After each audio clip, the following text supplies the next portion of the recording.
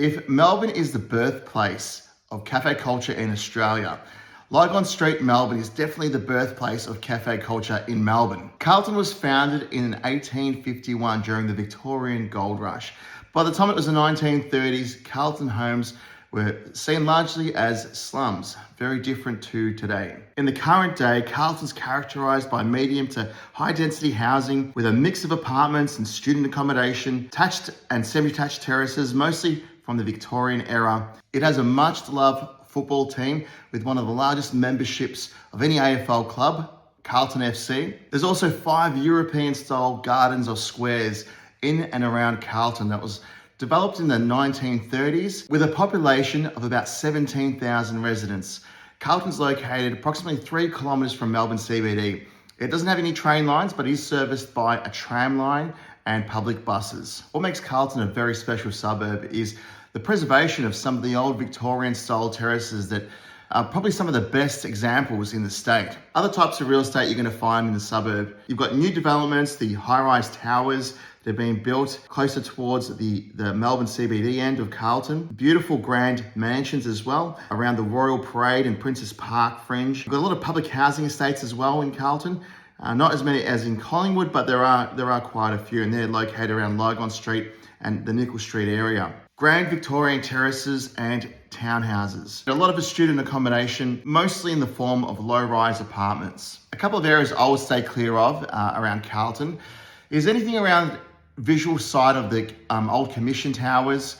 I would stay right away from any areas linked to major roads like Lygon Street, and also anything around where there is too much student accommodation as well. Once again, just due to the foot traffic that brings. So the real estate in the area, you'll find that there's 2 property markets going on.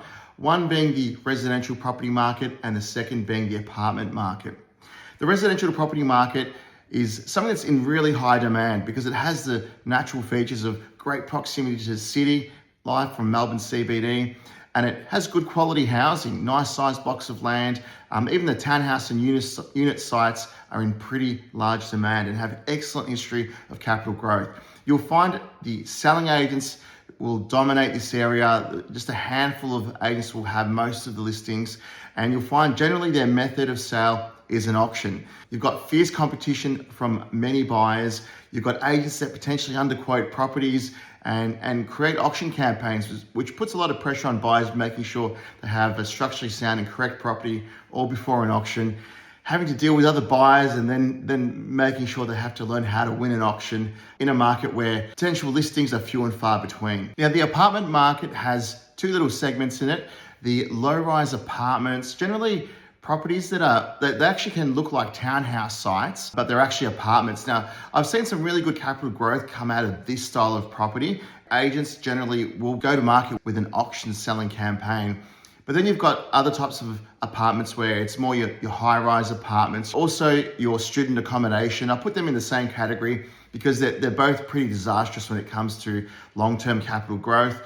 That really stems from the general problem Melbourne has or had with just poor quality builds. A lot of maintenance that has come out of these apartments, raising body corporate fees, creating building funds, and making it really expensive to own these apartments. Hence why long-term capital growth has always been a real problem with this category of real estate. So if you're looking at getting into the Carlton property market, my company assists buyers with finding the right kind of property to buy, representing you at auction or a private negotiation, and mostly just removing the risk of buying a dud property when it comes to the Carlton property market.